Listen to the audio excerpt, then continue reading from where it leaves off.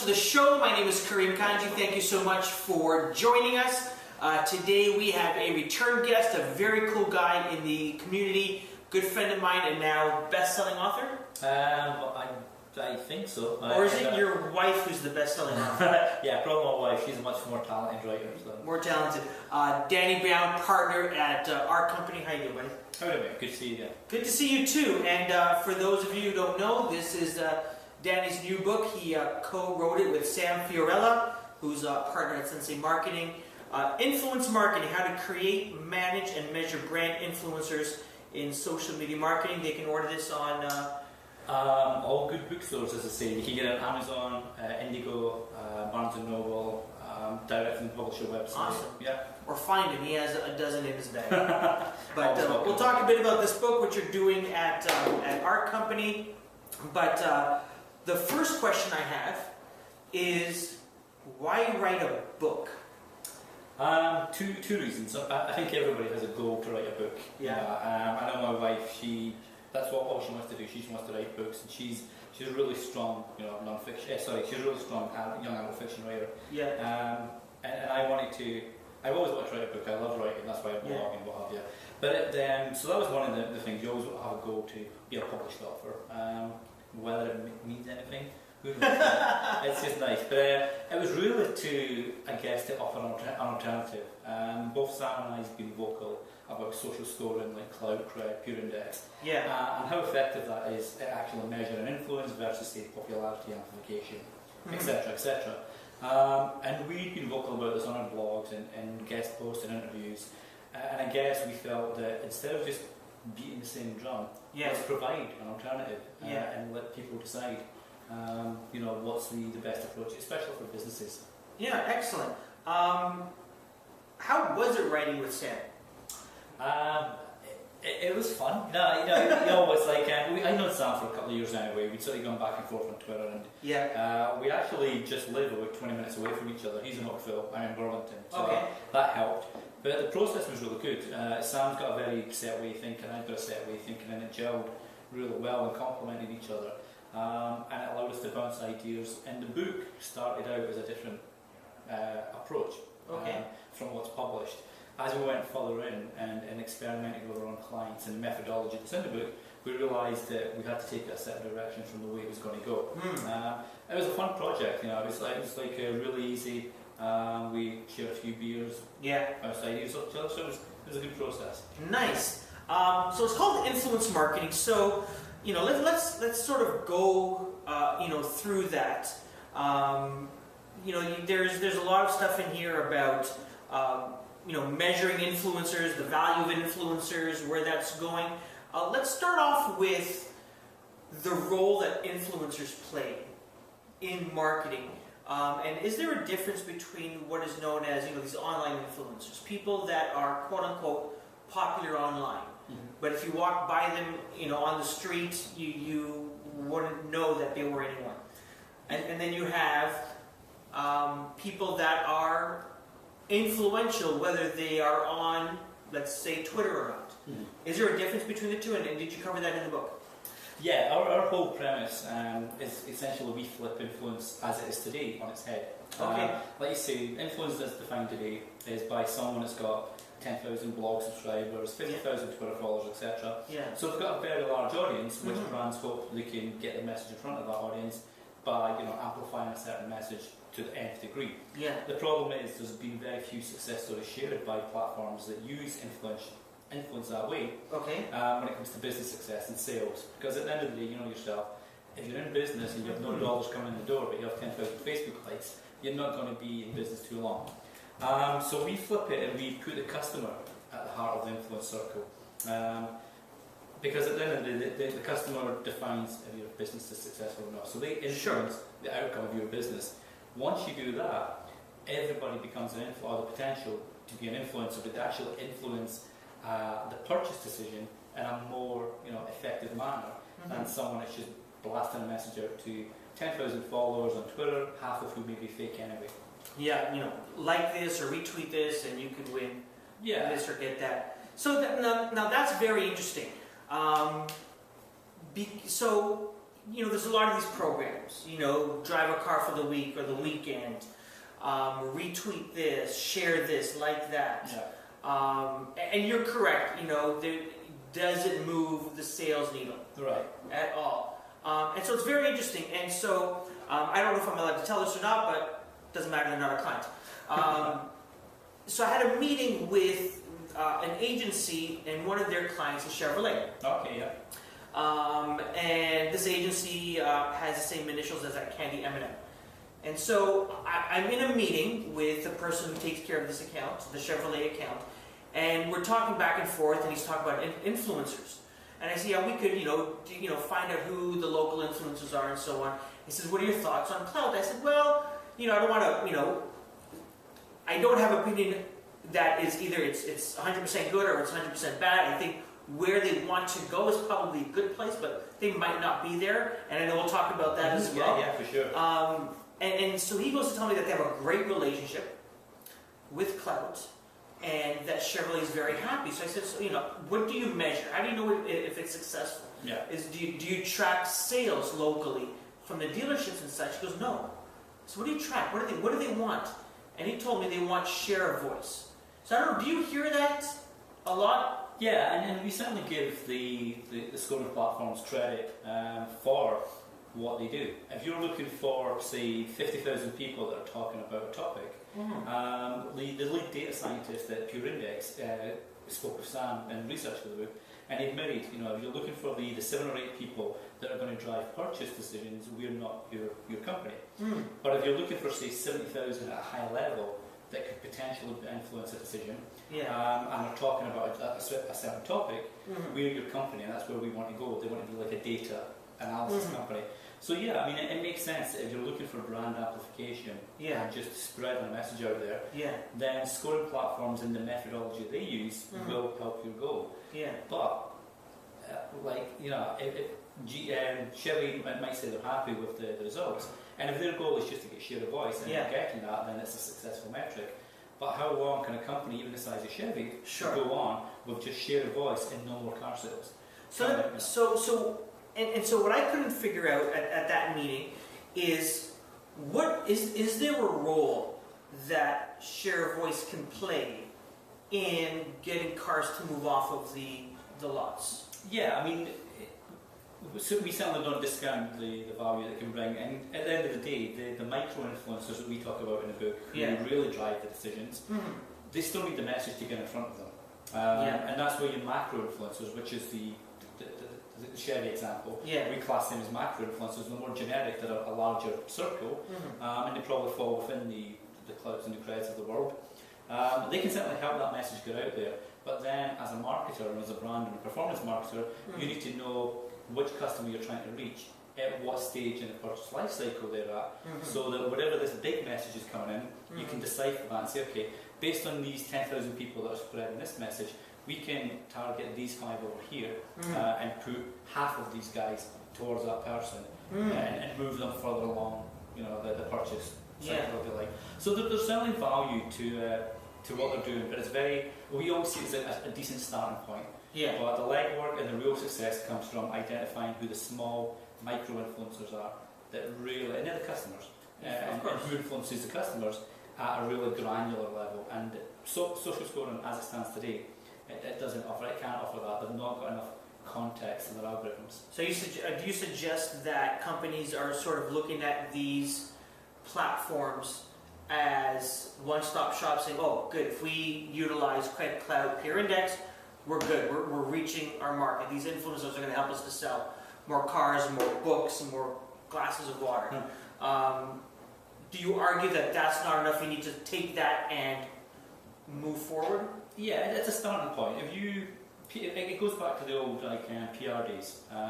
When you think, okay, you go to a client, say, "I got you 50,000 impressions in the local newspaper." Well, that's great. That's because the newspaper's got a circulation of 50,000, but it gets shoved through your letterbox for free. You don't necessarily read that. It's a hit and hope strategy where you think, we'll put it out enough times and people will pick up on it. Whereas our premise is, you don't need to go that route. That's lazy marketing. And you mentioned it earlier.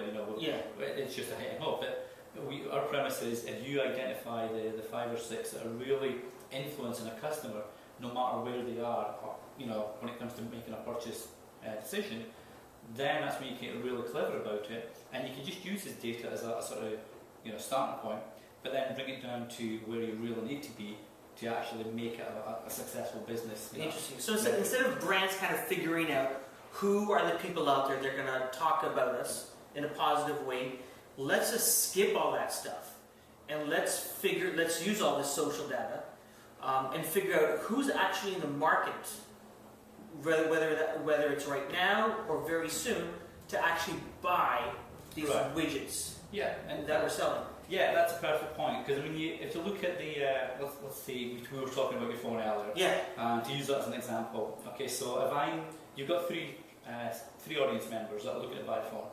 You've got yourself that uses it for business. You've got my wife, for example, that uses it for music and videos and apps. Yeah. And then you've got maybe a couple of teens that just use it for the cool factor because they want a really cool, snazzy phone. Yeah. Now they're all going to need different, influencers to influence their decision, because the business guy, you want to know if it syncs up to your enterprise email account. You want to know if it's got, if it uses worksheets, business apps, that kind of stuff.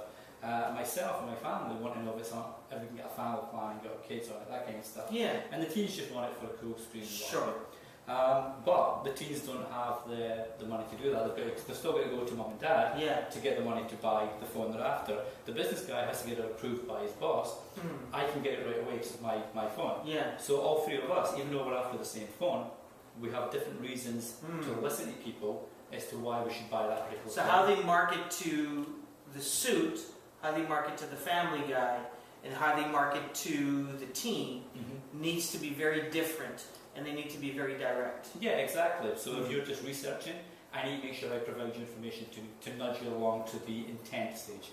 If you're intending to buy, but you just need sort of clarification from one of your friends or your peers, I need to make sure that I'm encouraging your friend or your peer to talk well of the product and to know about the product. So it's a lot of legwork. We don't discount that in the book. We say, you know what, if you want to do it properly, it harkens back to the old marketing days. You put the work in to get the results. A lot of it is automated. There's some great platforms out there, but it really takes us back to the idea of understanding the customer, meeting their needs, and it brings sales in. It makes us a better business, and it builds customer loyalty, which at the end of the day is far more valuable than having to spend X amount of dollars every time you want to attract new customers. You've already got a sort of mini marketing army of existing loyal customers that that can do that. A lot of that marketing for you. Interesting. So it's very simple. So let's take a step back and sort of see how this would happen. So, there's been tons of studies, and there's always, and it might even be just one study that everyone sort of quotes, where, people will listen to their friends, or they will take a look at what, online opinions are saying about a certain brand before they make that purchase, right? They'll ask their friend, should I buy that book? They'll go online to see what are the reviews on that book to help for them to help them make that decision whether they want to buy this book or whether they want to buy the other book or product, whatever the case may be. So brands know that. So they say, okay, let's use cred to influence as many people as possible to buy our product. Or they can say, I think with what you are suggesting is, how can we figure out these people that our target market actually listens to? So instead of spreading it thin among 10,000 people, maybe we only really have to talk with 100 people to sell a bunch of those things. Is that necessarily harder or easier? And what I described, is that really what you argue? Yeah, and this is going to be like some really crappy answer, but it's both harder and easier. Okay. It's easier because you get the specific target market and the target customer. So effective, it's more effective. It's more effective, so that makes it easier because you're bypassing all the wasted energy you put into generic campaigns. Yeah. It is harder because of the work that you need to do and the data that you need to extract. Sure. Give you an example. A lifestyle blogger attracts 25 to 44-year-old women to the blog. That's our target audience. Yeah. But we both know there's within that group of 25 to 44-year-old women, there's a huge different amount of profiles within that. Absolutely. So if I'm a lifestyle brand and I go to a cloud or a cred and say I want you to go after this blogger and give them a perk to give the readers, let's say it's a toddler trike. Sure. So for the first 100 readers that accept it or whatever, they get this toddler, right? Yeah. The problem is in that 25 to 44-year-old subset, you've got a mom that's got the 2 toddlers. That's great. That's her audience. But the blogger's also got a mom that's got 2 teenage kids. Yeah. They're not going to be Not interested in interested. it. And then you've got the mom whose kids have left home. Yeah. And you've got just a lady that's just married with no kids. Yeah. So you've got 4 very different audiences there, still within the generic area. So instead of taking the generic, okay, well here's the perk or whatever, and give it away to your 100, why don't you actually identify which blogger goes after the subset of this audience? It says, okay, this is a toddler audience blogger, this is the teen audience blogger, X, Y, Z. And that way, when you identify who that centre of attention should be, then you can be much more effective at actually getting your message and your potential customers from that influencer, whoever that influencer may be. Nice. You talk, the example that you gave is would be considered a campaign, right? Yeah. For an organization. Is there a role for influence marketing for both campaigns as well as for ongoing communication and relationship building? What's the difference in how a brand should approach influence marketing in those 2 cases? Yeah, it's funny because we call the book Influence Marketing, but our goal is to actually move away from the campaign mindset and build a long-term part of your business objectives, whether it's marketing, customer service, HR, etc., etc., etc. And we advocate for advocacy. If we can use 2 words at the same time. But yeah, our goal is to educate businesses that show the value of the customer in the lifetime that they spend with the brand. So if the first part is obviously attracting the customer using an influence campaign. You now have the customer, but you have to look after and nurture the customer's relationship with you and meet their expectations. That comes into many things. That could be after service, it could be a product reliability, it could just be, how does your product make the customer feel? Do they feel guilty of actually spending money they didn't have? Or do they actually see, you know what, I didn't need this, but I'm glad I got it? All these little things come into play and starts to build a long-term and the lifetime value of the customer. Because you're doing that, you're now nurturing a relationship that turns into loyalty. Once you've got the loyalty aspect, your customers can help you improve your own product and service, which brings in their friends because they're talking about you. And it moves away. We really need to move away from the campaign mindset because it's just short-term hits and it costs money every time.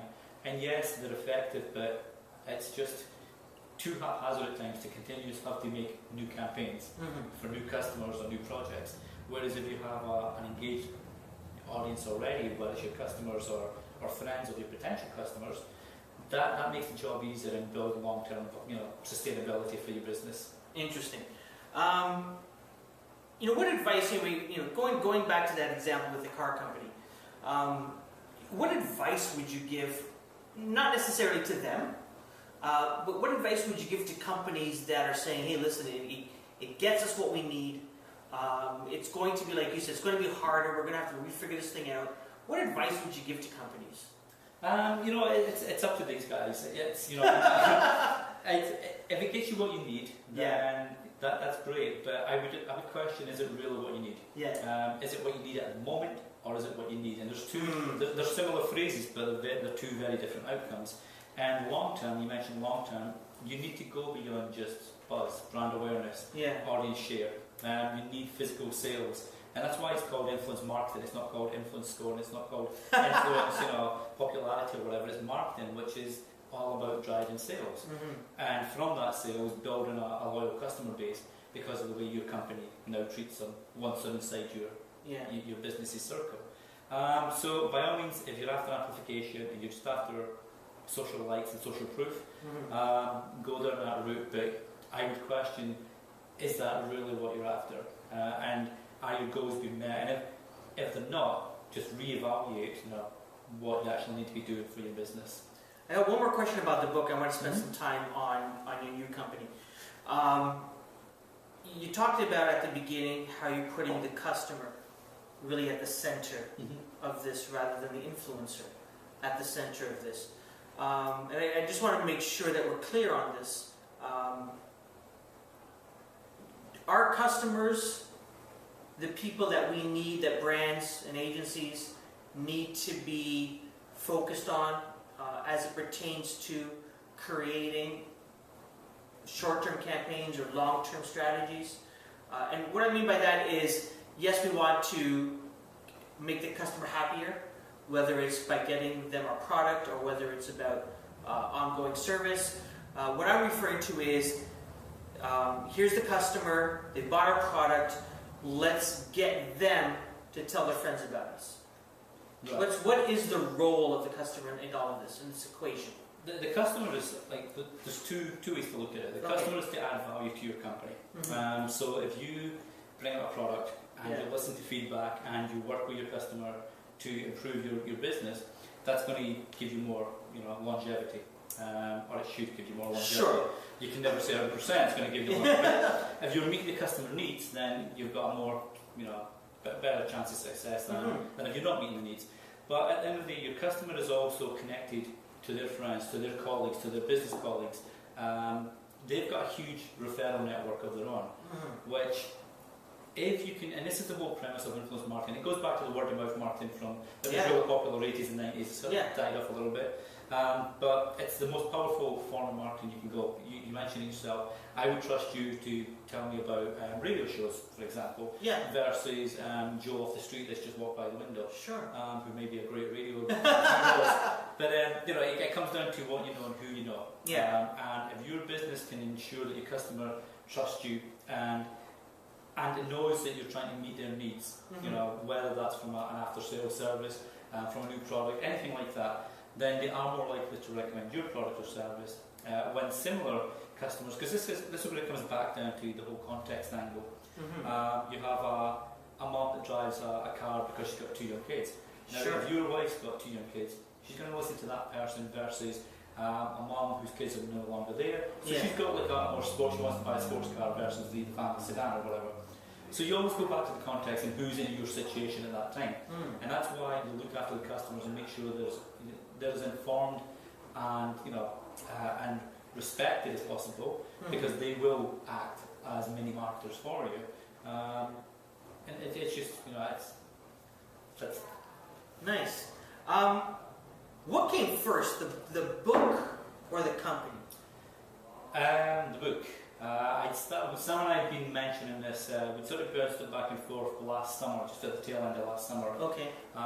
We spoke to Pearson Q, who's the publisher.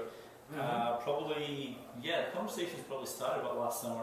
We put the pitch in, we sort of fine-tuned it a bit, and we got the sign-off in October, started the writing process in November. The company came in January of this year, so it was like about 2 months forward. Yeah, and so the reason I asked that is, did what you argue in the book help to define what ArCompany does?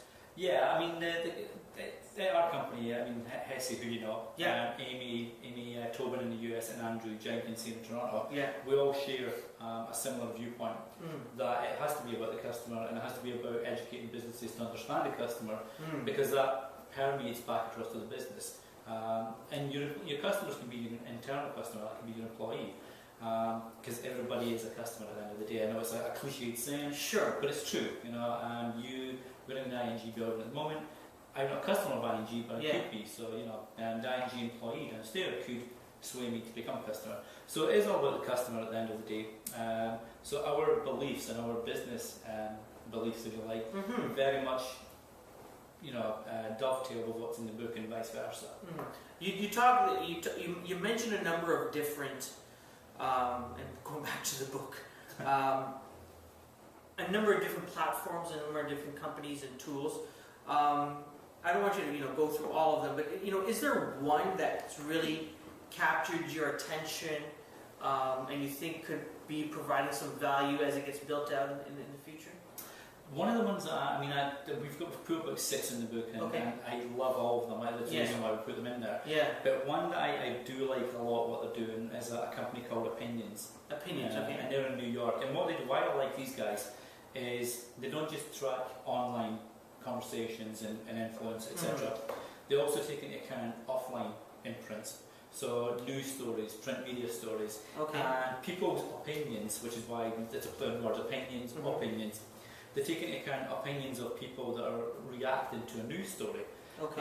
So they really go the next logical step that a lot of platforms miss and take offline conversations into your account, because obviously a lot of the stuff happens offline. Of course. You and I might be having a beer and we talk about who's going to win a Jays game. Yeah. That doesn't get picked up online because we're in the local pub. That's a really crappy example, but Sure. we will pick up on our opinions Yeah. and tie that back to, say, the sportscaster who just influenced us to start talking about the Jays game. Mhm. So they would then allocate the influence to that sportscaster because he's influenced us to start talking. Okay. So yeah, opinions, I like what they're doing, and the guys that we cover in the book, we really like what they're doing. There is one other company I'd like to mention that came onto the scene after we submitted the final chapter. So they're not in this book? They're not in the book. They would have been had the book been a month later. Okay. But they're a Canadian company actually over in Nova Scotia way called In Network. Okay. And what they do is a little bit different. Is they manually authenticate influence. So you'll go into their system as a potential influencer, and they will go through and they'll cross-check your credentials, they'll cross-check if you're actually knowledgeable about the topic you're meant to be influential on. And they also help agencies create RFPs within the dashboard and work with the influencers directly, and then publish reports on the influencer campaign. So it really builds up a very authentic list of influencers for specific brands and topics. So they're pretty good. Interesting. So instead of something that's created by a machine, say, this is your score, they actually go, well, let's check. Is you really influential about blackberries? Yeah, exactly. Now the only problem there is the question of scale. As more people come into the system and as more influencers pop up and as more brands want to work with them, can they continue that with scale? So I'm interested to see what they do, but I do like what they're Interesting. You like it because you can manually go in and change that. Well, it's actually the in network themselves that change it. But what you can do is you can put a report in on how your campaign went, which influencers actually delivered, which ones were kind of iffy, which ones actually drove action versus traffic, etc., etc. And it gives you a real solid database. And they take those learnings for future campaigns across their whole client base. Yeah, exactly. Fantastic. How are things going with ArCompany? What's next on the road for the organization? It's going really well, actually. We're in deep talks with two major clients that hopefully will come off next week and 2 weeks' time after that. Fantastic. Congratulations. We have just locked down. Any new company, yourself, you're trying to define what you stand for. Yeah. We've locked that down. We've got a very clear, succinct message. People are picking up on that. We're getting great traction on the website, and people are starting to come to us to work with them. So it's good. Hopefully we're all good to go. Are you guys talking about a second book? There's definitely, we left it open-ended because our goal with the book is to allow people to take away the nuggets within it, and no matter what size of business it is, you can scale it back to whatever your needs are. You can implement it and do your own campaigns. However, there are verticals that really need stuff like this, and it doesn't go into as deeply. So a non-profit, for example, or a small business that doesn't have the marketing dollars. So there's talk of maybe doing ebook versions for these verticals, but there's also, with something like influence, it's so fluid. Yes. And it changes. So I know we've had early talks with publishers about a follow-up book, so we'll see. Excellent. And you've also got this website, influencemarketingbook.com. There's a blog that gets updated there. There's online resources there. So I would suggest going to the bookstore or going online, ordering the book, use the online resources as well, because like you said, it's a very fluid industry and things change. New tools, like you said, come up, and you never know what could help a brand. Thank you so much, Danny. No, thank you for popping in. At Danny Brown. Yep. On Twitter. ArcIntel. On Twitter as well for the new company, and the website for the company is thearccompany.com. So it's and then ARC and then company.com. But it's thearccompany.com. There you go. Danny Brown, a #1 blog according to HubSpot on marketing, because they don't know about my blog. Just kidding. No, literally. Fantastic. Book or not, very bright guy, has a lot of great things to say, very valuable resource to anyone who's looking to understand marketing and how to use a lot of these online tools. Thank you so much, Danny. Thank you, mate. For popping by. My name is Karim Kanji. Go check me out. Follow me. Let's chat on Twitter @Karim Kanji. You can also check us out on our website, www.thearc.com. thirdocean.com. Thank you for joining us. We'll talk to you soon.